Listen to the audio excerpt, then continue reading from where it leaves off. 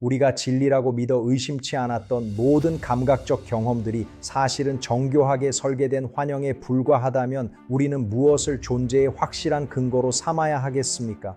안녕하십니까? 오늘 우리는 현대 지성의 설계자이자 합리주의의 선구자인 르네 데카르트의 삶과 사상을 20분의 대장정을 통해 깊이 있게 탐구해 보고자 합니다. 그는 혼란스러운 시대의 끝자락에서 이성이라는 빛을 통해 인류가 나아갈 새로운 방향을 제시했습니다. 지금부터 시작합니다.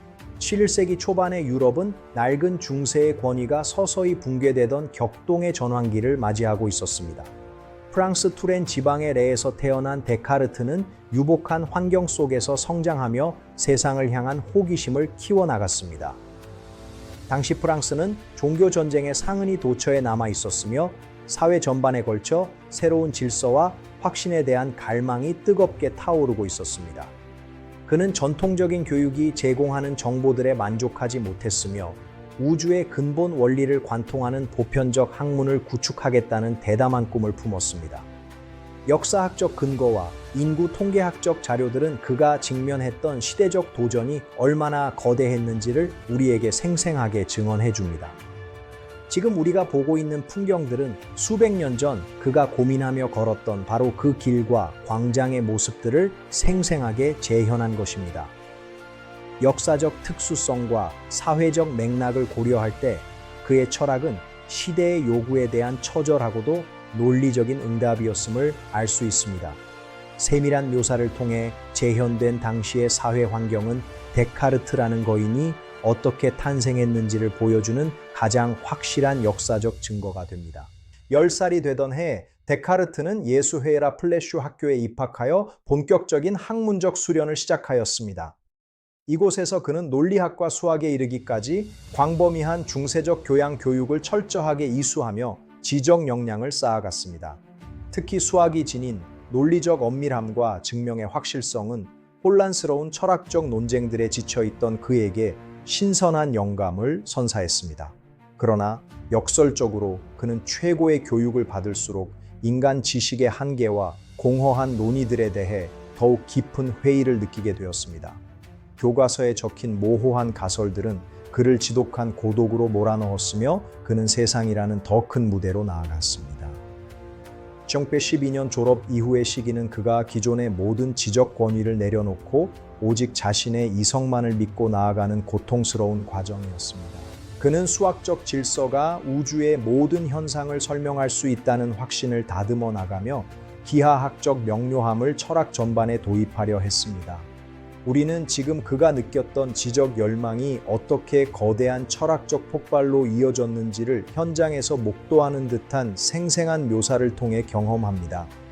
지식의 최전선에서 고민하던 청년 데카르트의 모습은 오늘날 불확실한 시대를 살아가는 우리에게도 시사하는 바가 매우 크다고 할 수 있습니다. 세밀한 묘사를 통해 재현된 교육 환경은 데카르트라는 거인이 어떻게 탄생했는지를 보여주는 가장 구체적인 역사적 증거가 됩니다. 지금 이 순간에도 그의 이성은 우리에게 끊임없는 질문을 던지며 진리를 향한 멈추지 않는 전진을 독려하고 있습니다.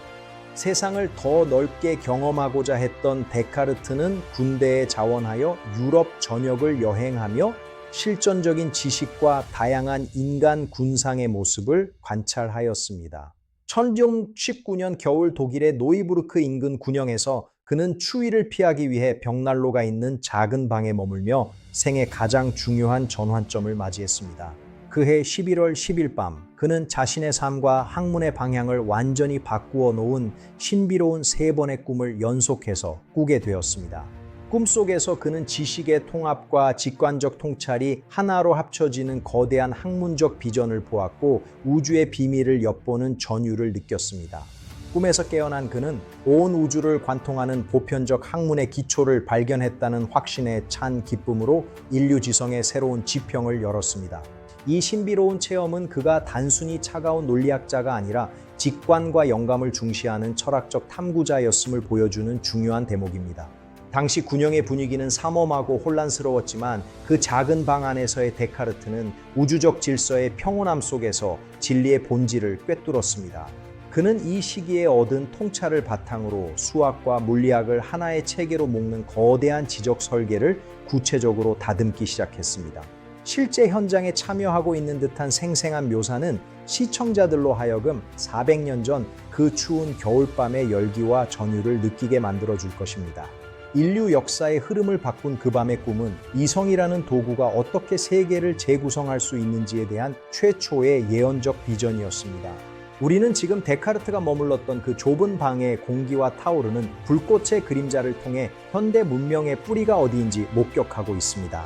데카르트는 확실한 지식의 토대를 쌓기 위해 먼저 자신이 알고 있는 모든 것을 뿌리부터 흔들어보는 회의의 과정을 본격적으로 시작했습니다. 감각이 우리를 기만할 수 있음을 지적하며 우리가 보고 듣는 모든 것이 사실은 환영일지도 모른다는 근원적인 의심을 제기했습니다. 더 나아가 그는 전능한 악마가 존재하여 우리의 모든 논리적 판단까지도 조작하고 있을 가능성이라는 극단적 가설을 세워보았습니다.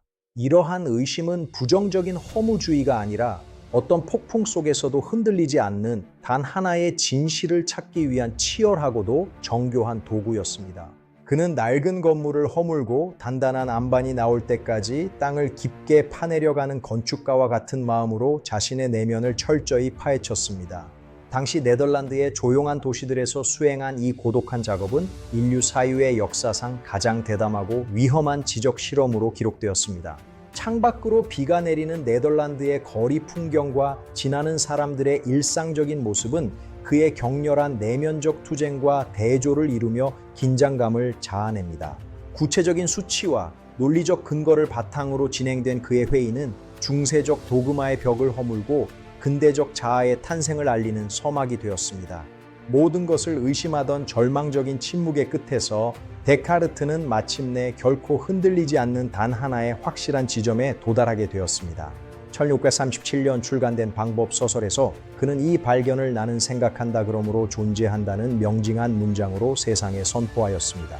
이 코기토 명제는 중세의 신중심 세계관에서 벗어나 인간 주체가 우주의 중심임을 확립한 인류 역사상 가장 혁명적인 사건이었습니다. 이제 진리의 기준은 외부의 권위가 아니라 인간의 자의식과 이성적 통찰이라는 내면의 빛으로 완전히 옮겨오게 되었습니다. 당시의 학술적 데이터들은 이 짧은 문장이 유럽 지성계에 얼마나 거대한 충격과 파장을 일으켰는지를 생생하게 보여줍니다. 햇살이 들어오는 서재 풍경과 창밖으로 분주하게 지나가는 시민들의 모습은 새로운 이성의 시대가 열렸음을 알리는 상징적인 장면입니다. 실제 현장에 참여하고 있는 듯한 생생한 묘사는 시청자들이 인류 역사가 뒤바뀌는 찰나의 순간을 함께 호흡하며 느끼게 만듭니다. 장면마다 세밀하게 묘사된 기펜의 움직임과 잉크의 번짐은 철학적 사고가 정착되는 과정의 엄숙함과 생동감을 동시에 전달합니다. 근대적 자아의 탄생을 알리는 이 순간은 현대 민주주의와 인권 그리고 개인의 자유라는 가치가 싹트게 된 가장 근원적인 토대입니다.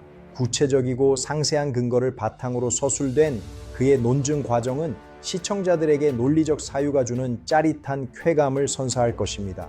역사적 사회상을 배경으로 배치된 인물들의 역동적인 움직임은 그의 철학이 세상을 변화시키는 실천적인 힘이었음을 증명합니다.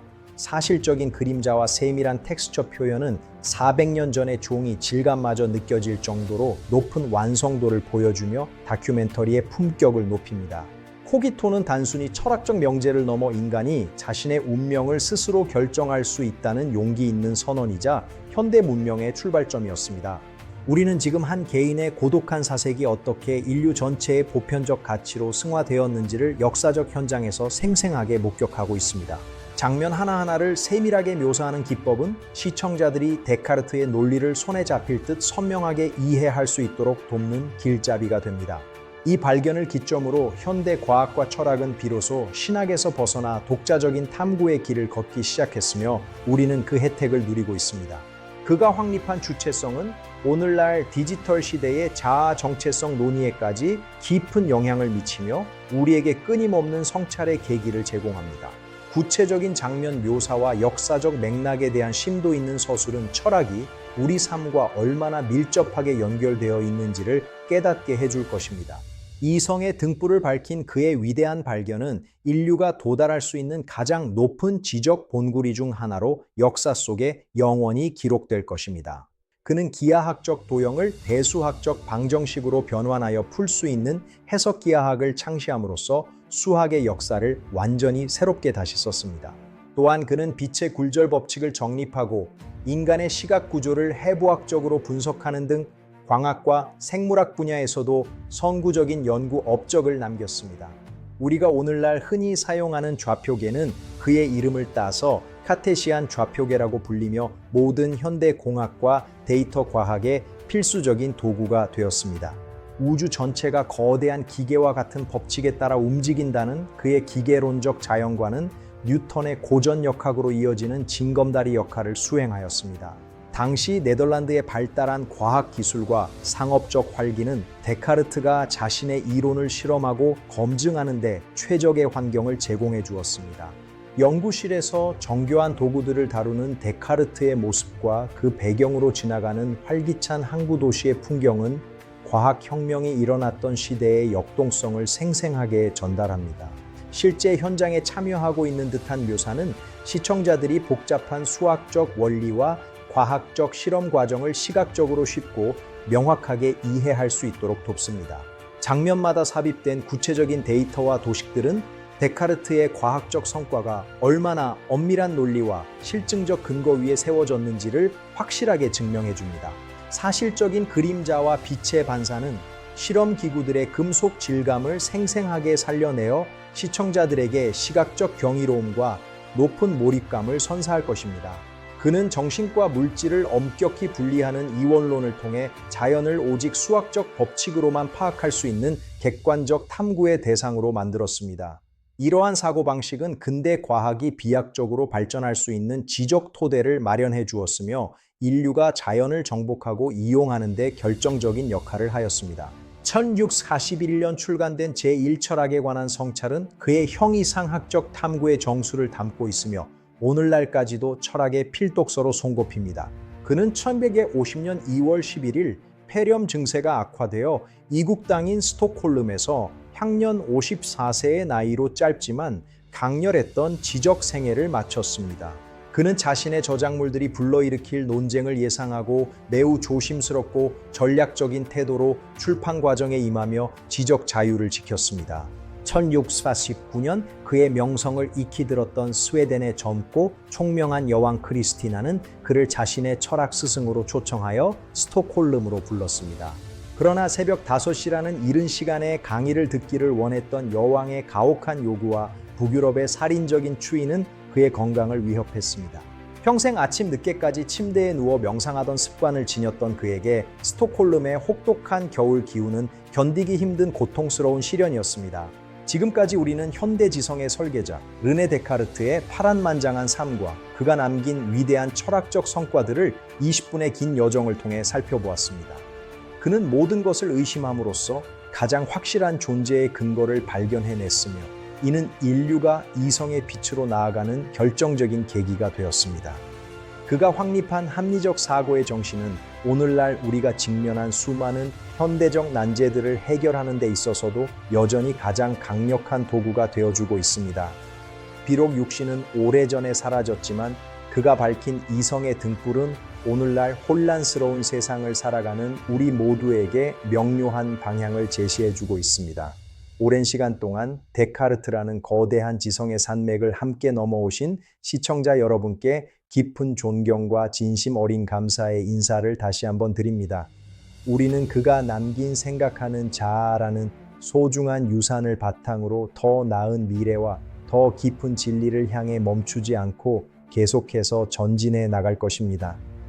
이번 다큐멘터리가 여러분의 삶 속에서 이성의 힘을 재발견하고 스스로의 존재 의미를 성찰해보는 소중한 계기가 되었기를 진심으로 소망합니다. 더욱 깊이 있고 유익한 역사와 철학의 세계로 여러분을 안내할 것을 약속드리며 지적 여정에 함께해 주셔서 진심으로 감사합니다. 여러분의 소중한 관심과 지지는 더 좋은 콘텐츠를 만드는 데 큰 힘이 되니 구독과 좋아요를 눌러주세요. 감사합니다. 행복하고 지혜로운 시간 되시길 바랍니다. 안녕히 계십시오.